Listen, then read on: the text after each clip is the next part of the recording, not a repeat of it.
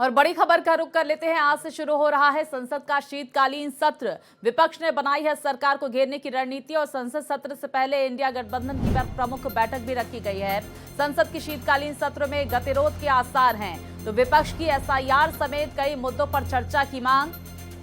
तो देखिए, सत्र के हंगामेदार रहने के आसार, शीतकालीन सत्र और एसआईआर को लेकर एक बार फिर से हंगामा देखने को मिलेगा। तो बीते सत्र में हमने देखा कि किस तरह से भारी हंगामे की तस्वीरें एसआईआर को लेकर सामने निकल कर आई थी, और आज जब शीतकालीन सत्र का आगाज हो रहा है, एसआईआर को लेकर एक बार फिर से विपक्ष ने घेरने की तैयारी सरकार को बना ली है और कई और मुद्दों को सदन के पटल पर उठाया जाएगा। कई सारे विधेयक पेश किए जाएंगे। तो कौन कौन से विधेयक पेश होंगे ये भी जरा देख लीजिए। बीमा कानून संशोधन विधेयक 2025 सदन के पटल पर रखा जाएगा। दिवाला और दिवालियापन संहिता संशोधन विधेयक रखा जाएगा। परमाणु ऊर्जा विधेयक सदन के पटल पर रखा जाएगा। प्रतिभूति बाजार संहिता विधेयक 2025 सदन के पटल पर रखा जाएगा। कॉरपोरेट कानून संशोधन विधेयक 2025 सदन में पेश किया जाएगा। भारतीय उच्च शिक्षा आयोग विधेयक, इसके साथ ही मणिपुर वस्तु और सेवा कर संशोधन विधेयक पेश किया जाएगा। राष्ट्रीय राजमार्ग संशोधन विधेयक 2025 पेश किया जाएगा। मध्यस्थता सुलह संशोधन विधेयक पेश किया जाएगा। जन विश्वास प्रावधानों में संशोधन विधेयक 2025 पेश किया जाएगा। तो देखिए, जहां सदन के पटल पर ये तमाम विधेयक पेश होंगे, तो वहीं देखिए एसआईआर प्रक्रिया, वोट चोरी और बीएलओ की मौत, साथ ही वायु प्रदूषण को लेकर भारी हंगामे के आसार जताए जा रहे हैं। दिल्ली ब्लास्ट पर भी चर्चा होगी। शीतकालीन सत्र जिसका आज से आगाज हो रहा है, और ऐसे में ये तमाम मुद्दे विपक्ष की तरफ से, इस पर हंगामा भी हो सकता है, उठाए जाएंगे विपक्ष की तरफ से, जिसमें सबसे महत्वपूर्ण होगा एसआईआर की प्रक्रिया, क्योंकि जिस तरह से 12 राज्यों और केंद्र शासित प्रदेशों में एसआईआर की प्रक्रिया जारी है, ऐसे में बहुत सारे ऐसे वोटर्स हैं जिन्हें काफ़ी दिक्कतों का भी सामना करना पड़ रहा है। जिस तरह से विपक्ष ये सवाल उठा रहा है, वहीं बीएलओ की मौत का मुद्दा भी विपक्ष सदन के पटल पर उठाएगा। दिल्ली प्रदूषण को लेकर भी मुद्दा उठाया जाएगा। इसके साथ ही दिल्ली में जिस तरह से ब्लास्ट हुआ, ये भी मुद्दा सदन के पटल पर गूंजेगा।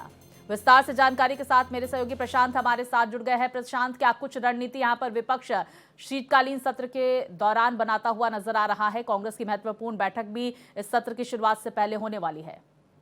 जी बिल्कुल, देखिए स्वाति, आपको बता दूं कि आज से शीतकालीन सत्र की शुरुआत हो रही है। 19 तारीख तक शीतकालीन सत्र चलेगा।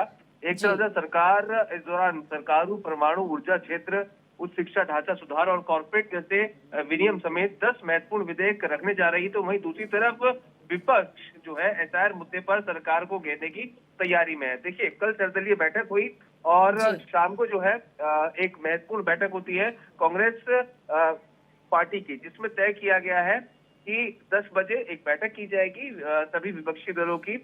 खुद मल्लिकार्जुन खड़गे के चैम्बर में ये बैठक होगी, जिसमें रणनीति बनाई जाएगी कि एसआईआर का जो मुद्दा है उस पर सरकार को किस तरह से घेरना है। क्योंकि देखिए स्वाति, पिछली बार भी आपको ध्यान होगा कि लगातार सत्र सुचारू रूप से नहीं चल पाया।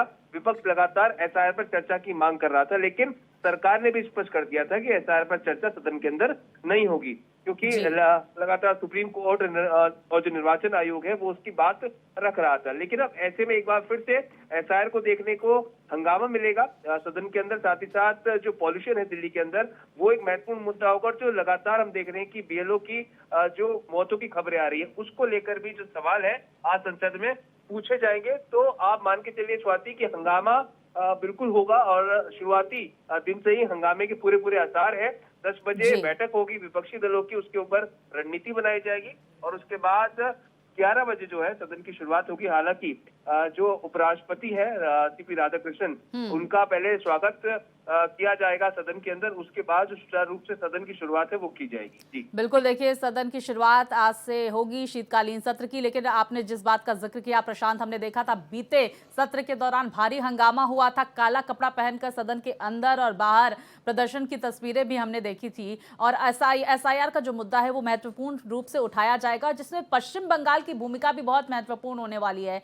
प्रशांत, क्योंकि ये भी समझने की हम कोशिश करेंगे, पश्चिम बंगाल में विधानसभा का चुनाव अगले साल है और इसको लेकर तैयारियां भी पूरी कर ली जा रही करने की कोशिश की जा रही है, लेकिन दूसरी तरफ Mamata Banerjee full action mode में नजर आ रही है। टीएमसी किस तरह से इस मुद्दे को उठा सकती है सदन के पटल पर, क्योंकि हमने देखा कि किस तरह से पश्चिम बंगाल में प्रदर्शन की तस्वीरें आ रही हैं और ममता बनर्जी खुद कह रही हैं कि हम जो है केंद्र सरकार को मतलब देख लेंगे, इस तरह से वार्निंग वाले मोड में वो देखी जा रही हैं।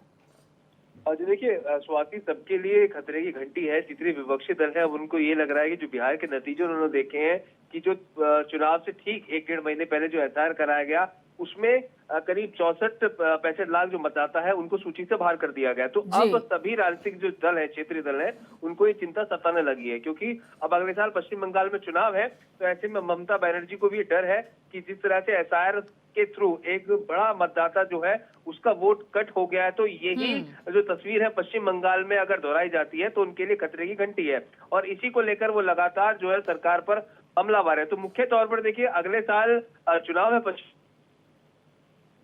लगता है कि टीएमसी के जो लीडर्स हैं वो विपक्षी एकता के साथ नजर आएंगे, क्योंकि जहां हम देखते थे कि भिन्न भिन्न मुद्दों पर जो है टीएमसी की राय अलग होती थी, लेकिन इस मुद्दे पर टीएमसी कंधे से कंधा मिलाकर कांग्रेस पार्टी के साथ है। तो ये देखना महत्वपूर्ण होगा कि टीएमसी का रोल इस विपक्षी एकता में एसआईआर के मुद्दे को लेकर कितना होगा। जी, बहुत शुक्रिया आपका प्रशांत, तमाम जानकारियां हमारे दर्शकों तक पहुंचाने के लिए। सत्र की कार्यवाही सुबह 11 बजे से शुरू होगी, आप इस पर नजर बनाए रखिएगा।